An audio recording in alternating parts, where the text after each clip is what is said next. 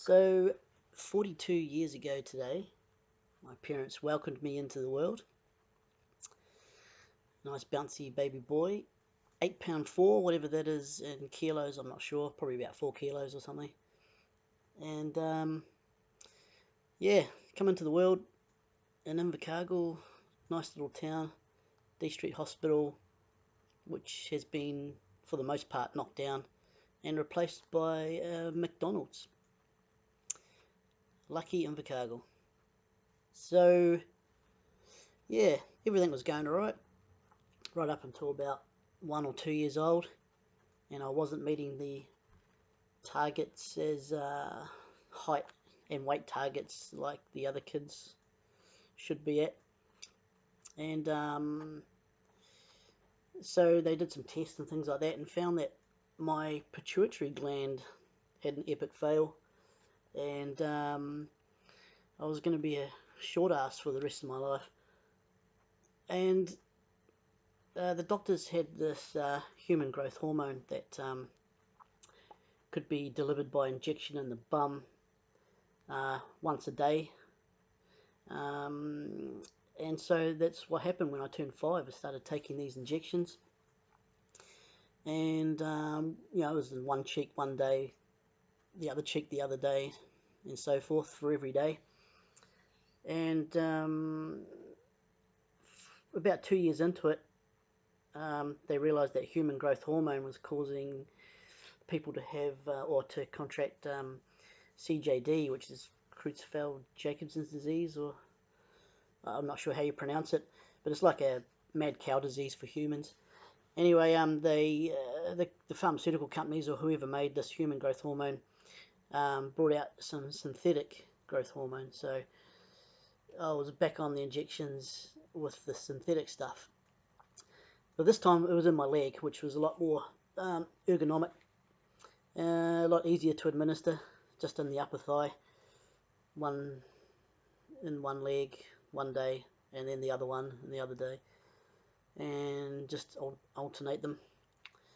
So anyway, yeah, ended up taking those till I was about 16 when I left home, and still a short ass, and I probably would be a lot shorter if I didn't take them, but not that that's a bad thing.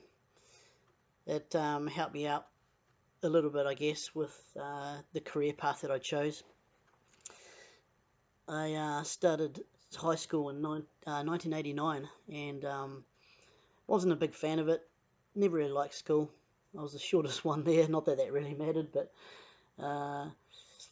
yeah, it was good. I had no trouble making friends, and if I ever got into any trouble, I'd just grab one of my mates, I suppose. But no, I just didn't really like school. So in fifth form, which was in 1991, 3 years later, I decided I'd pack it in, finish up, try get a job. So that's what I did, and somehow I got into being an apprentice jockey, which was a bit of a weird task to take on, considering I never have ridden a horse before. So I was the right size for it, right weight, and yeah, within a couple of weeks of leaving school, I was basically leaving home and off 2 hours drive north to start my apprenticeship. So anyway, it was quite a hard year, learning how to ride a horse, and just knowing all the basics of a horse, how to look after them, how to clean them, brush them, ride them, rug them up. A whole lot of stable work involved. It was a very, very hard 4 years. But within that first year of, first of all, putting my hand on a horse, within that year, it came time to have my first race day ride. So I progressed quite quickly, via a lot of accidents and falls and bites and kicks and what have you from horses, because like the boss said, the most dangerous side of a horse is the outside, and that pretty much is true. They can do a lot of damage, But anyway, a year later, after starting with horses, I was riding my first race. So I rocked up to the race course and with my gear and things like that, and I only had one ride for the day. So I settled up, went out, and rode the race, and luckily happened to win, which was a fluke. I should have stopped there with a 100% career rate, but I carried on. But anyway, I looked in the replay of me flashing past the winning post with my white pants, or white silks is what they're called, and green underpants, or green jocks underneath. They just stuck out. They were like see-through pants, and I had my underwear poking through. I was like, shit, I'm missing something here. How come all the other riders don't have that? And it turned out they all wore pantyhose or stockings. And I thought, oh shit, okay, thanks for telling me, somebody. But anyway, I had a ride the following week, and I thought, okay, I've got to go to the supermarket and get a pair of pantyhose, or stockings, whatever you want to call it.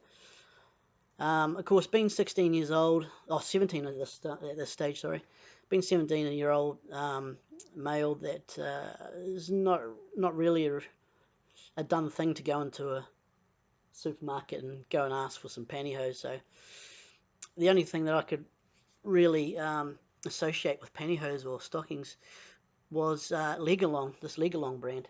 So I went into the supermarket at a lunchtime. I thought, right, I'll just get anything with Legalong on it. Walked past that aisle in the supermarket, just grabbed it, chucked it in my little basket, chucked a couple of cans of drink in there, some bread and butter, what have you, just to bulk out the product so that it wasn't so suspicious. But anyway, I went up to the checkout, and the young girl there, she was swiping the items. She swiped the drinks, she swiped the bread, and here was this pantyhose, at the back. And she goes, "This for you?" And I said, yeah, it's for my mum." So she gave me a bit of a one eyebrow up look and swiped it and put it in my basket, and I went out red-faced. Anyway, I just chucked them in. When I got home, I chucked this Legalong stuff in my riding bag, and a week later, I turned up at the races and went into the jockey's room and got changed, and I proudly ripped open this Legalong box, and out come these two red pantyhose things, and I was like, what the hell? How come, all the other jockeys wore black? How come these are red, and how come I've got two of them? Anyway, they started laughing at me, and I thought, oh shit, okay, this is embarrassing.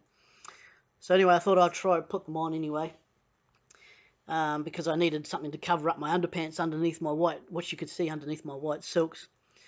Anyway, because I didn't never put pantyhose on before, as you do, I just put them on like socks, and I got ladders ripped right up the edges, and my toenails were going through them, and they were red.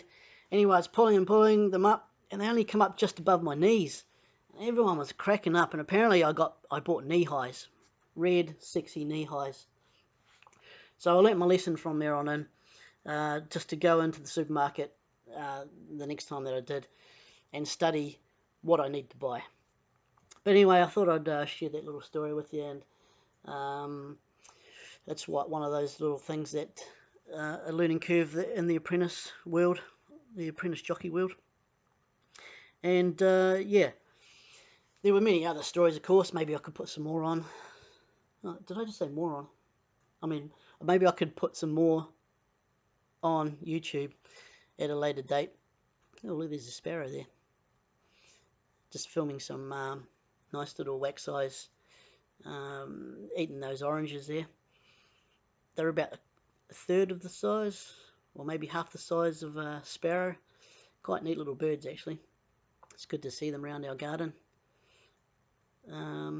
Anyway, got distracted. So yeah, maybe I could put up another couple of stories, maybe about some crashes.